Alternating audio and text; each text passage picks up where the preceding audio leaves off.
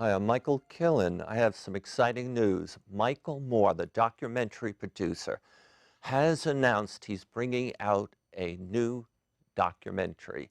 And I think all of you know when Michael picks a topic, he's going to expose possibly a problem. We, the industry or whatever, is doing something and it's not the best thing for all of us. The name of the documentary is The Planet of the Humans, and I have learned it is about alternative energy, renewable energy, and I am really wondering how hard Michael Moore may hit the renewable energy marketplace and solutions. So I have invited two highly respected scientist engineers, Alex Cannara and Malhotra. I rely on both of these men all the time to give me the scientific, factual knowledge to help me do my job here. And I've invited them to help us discover and discuss what do you think Michael Moore is going to hit hard in his new documentary. Alex, always lovely to see you, and I have the greatest respect for Ripu. Will Always a pleasure, Michael. Thank you for inviting us. Yeah. First of all, both of you, especially Alex, brought the news to me that Michael Moore was coming out with a documentary on renewable energy. And I think both of you, working with you over the years, the only thing we should talk about, but we'll talk about other things about energy, is how can it stop us from having an incredible disaster, and that's the impact of climate change on all of us. And do we all agree climate change is the most important goal of nuclear energy? Well, the purpose of energy, clean energy, is to preserve the environment as we've come to know it and be able to survive in it. So we definitely are concerned with clean energy, whatever source. Okay, and I want to ask, what has Michael Moore released about the content of his documentary? What I know is that they were very surprised when they started work on the documentary. He and the other producer and the director, because they were thinking that they were going to learn all about the greenness of renewable energy. And what they found out was really how various moneyed interests and so forth have kind of exploited our misunderstandings about what's green energy and what's not. And so that's part of what the documentary is going to be exposing. Okay. And when you say green energy, you're talking about manifestation of using solar primarily and wind primarily, right? Yeah, the term green is really an unfortunate term. It certainly isn't a scientific term, but yes, that would be solar and wind. So Michael Moore, you just alluded to, it's going to be, what he may be displaying for us, sharing with all of us, is how the rich fossil fuel industry has got themselves now tied in with the renewables. And at the end of the day, you know, we believe we're not going to solve climate change, but we also, since the fossil fuel industry, they're going to slow us down, and at the same time, they're going to make money. But Ripu, give us your opinion on this. So I haven't seen the movie. I don't think any of us has seen the documentary yet. But based on the reports that they have sent out and the articles in the media, that's right that they are going to be looking at the moneyed interests in it. That's one aspect. The other aspect is the inability of the renewables to scale to the level that is needed. An important thing to remember is that we need energy. We can't live without energy. And we need lots and lots of energy, and half the world population is still without. Our current practice of producing energy is what's contributing to the climate change. And there has been, the attraction of green energy, the renewables, is that they can give us the energy without emitting carbon dioxide. That's the attraction to it. And people have bought into it hook, line, and sinker entirely. When you look at it overall, they said this is really, this is all the biggest hurdle for renewables is that they all wind, solar, biofuels, they're very dilute. And when they're dilute, they require a lot of space, they require a lot of materials, they require a lot of costs, and they are not environmentally benign. When you say diluted, in other words, over a certain area, whatever the area is, this much, or cornfield, whatever, you can have all the electronics out there from this collecting energy from the sun, but at the end of the day, Right. The intensity It's you're the intensity of is sunlight here. It's only at the peak, it's about a kilowatt per square meter. That's all there is. Okay. And what we need, what the world needs, and if you look at the world's population and where we are growing, we look at how much. And for years, I've been hearing, oh, the renewables are on a steep increase. Okay. I'd just like to get clear on one point for us. It's a fact that Michael Moore's documentary will at the least be covering the business interactions between the fossil fuel and the emerging renewables, okay? Do you think he is going to also say the emperor does not have any clothes, in that the fossil fuels, the renewable energies at the end of the day are just not suited to meet the needs, the energy needs of the world? Yeah, And if that's the case, right. give us one reason Right. why the renewables are not able to deliver what we'd all like them. One good one. Oh, okay. Well, first of all, energy to us is useful because we can depend on it. Well, the sun goes down every day everywhere on the earth, and the wind doesn't blow full steam every minute of every day either. So you have to build a system that's going to be reliable, then that means you're going to have to add something else. And so one of the things that's interesting now is that some of the fossil fuel companies are actually exposing their interest in our misunderstanding of what renewable energy is. BP, for instance, has ads on TV and in magazines now showing some nice family living in a windy area with the windmills going around, and then of course the wind stops and they want to have their lights on at night, and they're burning gas, and they're burning BP's gas. So this is something that we actually can see happening in the industry, where the fossil fuel industry is in fact investing in things like wind and solar, getting a production tax credit from us, the taxpayer, to produce that wind and solar power, and getting a depletion allowance from extracting gas from wells and selling it. So we have this problem of understanding what's really going on.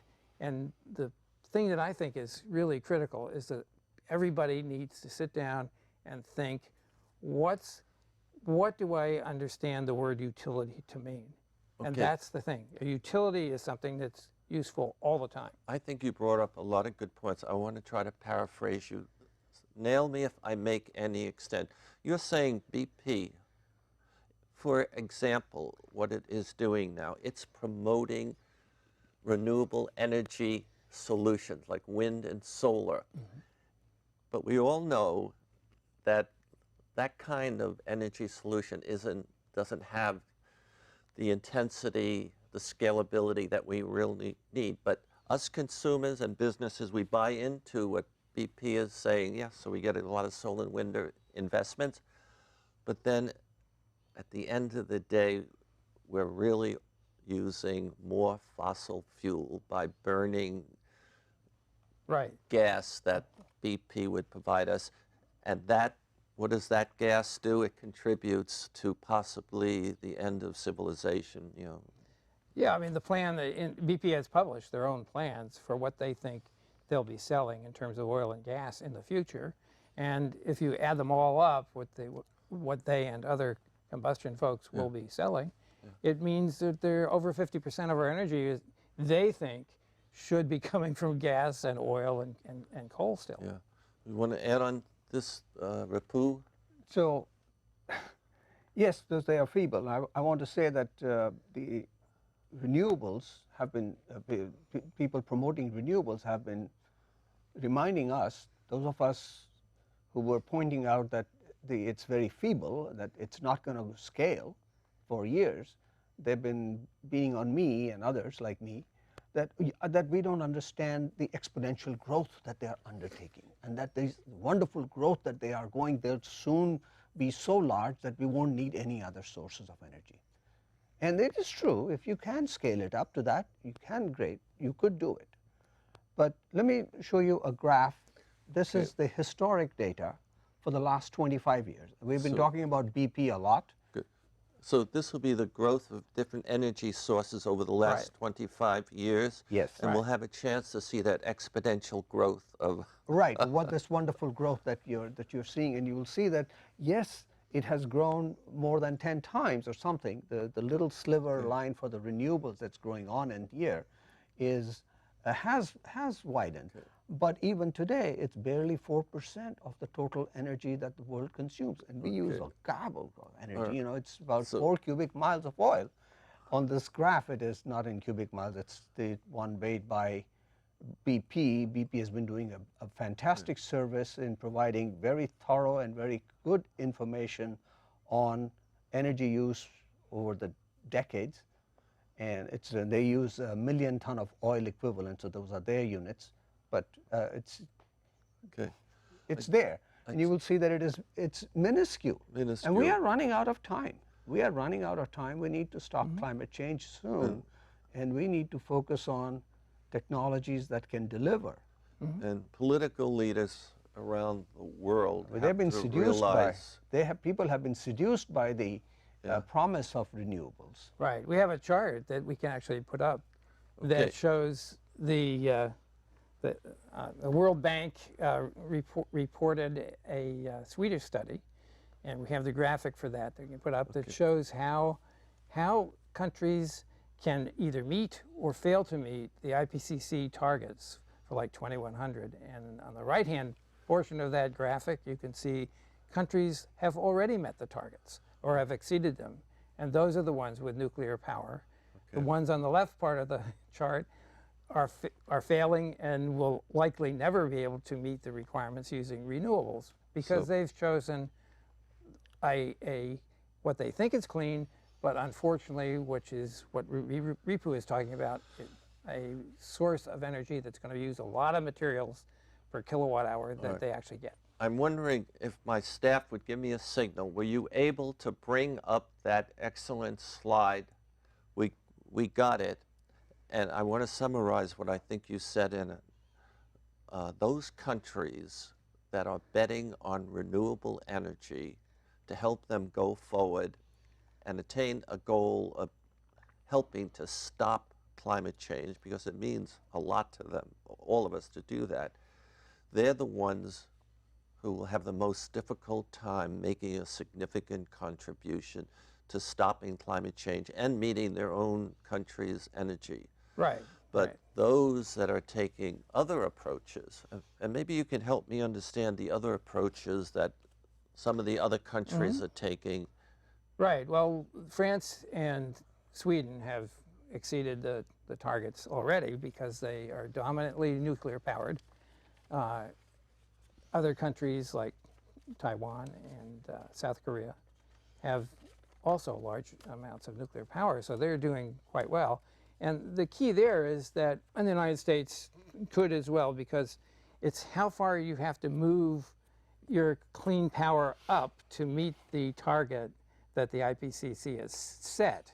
If we don't know exactly how accurate that target is, but nonetheless, we don't have that far to go for the United States. But Germany, for instance, has a very long way to go because they've unfortunately made a bet that they could install wind and solar, even in Germany, and still burn their coal. And in fact, they're planning to burn more coal as time goes on, so as well as gas. So we have a problem in getting through to the leadership of some countries what is actually the best policy to take. Okay. Well, I think some people could argue with you, Alex, and Ripu, that, look, we have to create jobs for the voters. So we can create millions and millions of jobs for these solar panels and these wind terminals. And isn't it cheap to go out and get the materials that are needed to do this? What do you have to say about that? Well, Ripu has that graph of on his tablet, and we have a version of it that the Department of Energy produced, and it shows that it takes 10 times as many tons of raw materials to build a gigawatt capable power plant from wind as it does from nuclear.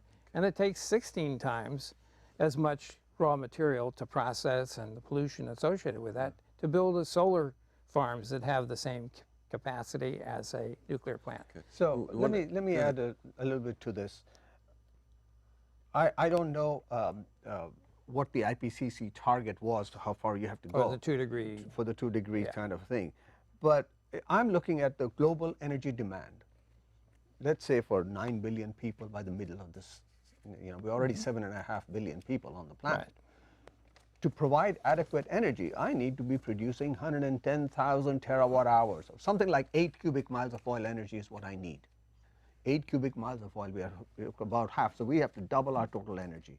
And if you want to remove all the fossil energy, which were about 80% in that big graph, you saw from coal and oil and gas, with something that is non-polluting, then so many terawatt hours, I have a number for that. And that's 110,000 terawatt hour per year. That's the number. And I look at it on this slide that you are showing, look at the numbers of materials that are, tons that are needed, of materials like concrete, steel, glass, aluminum, copper. These are commodity materials. And you say, okay, if I want to be producing this much, what is my global supply? How does it relate to the global supply? And you find that, oh my God, this is consuming almost all of the global supply, and sometimes even more than that. So expanding it to meet the global demand of energy by renewables would require you to increase the mining and all that and the associated damage to the environment several times. And that's the other challenge. That's the other problem that they have, and no one talks about. Yeah, well, I like to say that, and this comes of, we touched on the intermittency problem earlier. And people say, oh, we're going to solar with batteries, but batteries not included should be a tagline. They should add to all their wind and solar batteries now, because all the cost estimates, et cetera, are batteries not included. And if you add the materials for the batteries, the problem is even worse. Right, and then people don't understand, the average person doesn't understand when the solar guy comes to sell them solar in maybe a battery, that you have to be able to charge the battery. I mean, batteries don't charge themselves. So you have solar on the house to run your house during the day, but the battery's not going to get charged because you're using most of that power. So you have to buy more solar and hopefully have enough space on your roof to put it all up to charge the battery, so you'll have something in the evening. That's the kind of thing that's going on that makes it very difficult. And the interesting thing from what Ripu is saying, the World Bank studied more than just that Swedish study that I was talking about, and says that we would have to at least triple the amount of mining and refining and processing of raw materials in the world to try to depend upon wind and solar as our primary energy sources. So that, can you imagine tripling the mining activity around the world, even if we buy Greenland? what's the pollution going to be? What's going to happen to the world markets? The pricing of copper, if we're tripling our demand for copper simply to build out some wind farms everywhere we can, it doesn't make any sense economically as well as scientifically. So the problem to keep in mind is the purpose of clean energy is to be a utility grade product. Just like water and sewer and fire departments and police departments are utility grade, we get to use them all but maybe a few minutes a year. And we don't want to kill our planet. We want clean energy.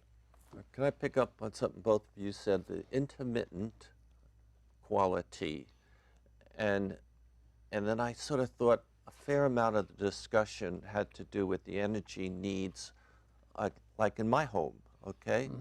You know, maybe we have some wind and some solar, but I recognize it's intermittent. When the wind stops, there's no energy coming from the windmill, and when the solar comes down, but you know, most days between the wind and the sun, my house gets enough energy, I think. But there's another big customer, the utilities. The trend now is to force the utilities, and the force will get stronger every year, to get them to stop burning coal. And the pressure is on to keep them from replacing it with gas. And some people will then say, because their minds are a little like this, the only thing they can replace it with then is renewable energy. But then you and Alex and thousands of other experts say, wait a second, the utilities need utility-grade energy sources so that they can give us utility.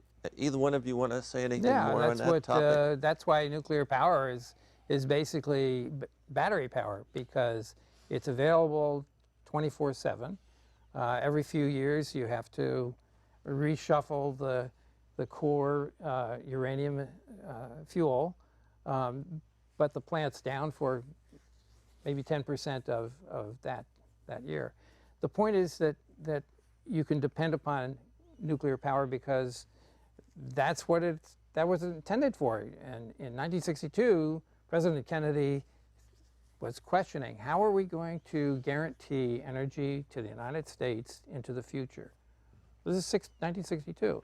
And he set up a commission, and the commission ground through the data, and it came back and said nuclear power. So we started building nuclear power plants. We obviously have competition, direct competition from nuclear with the combustion industry, which they don't like, and they have lobbyists, and those lobbyists work their magic in Washington. And so we never actually built enough nuclear plants to do the job for us. But France did. France did because they didn't want to have to fight the OPEC oil embargo year after year. Sweden has. Japan depends on nuclear, even though that we had the Fukushima accident. Their plants are coming back on gradually.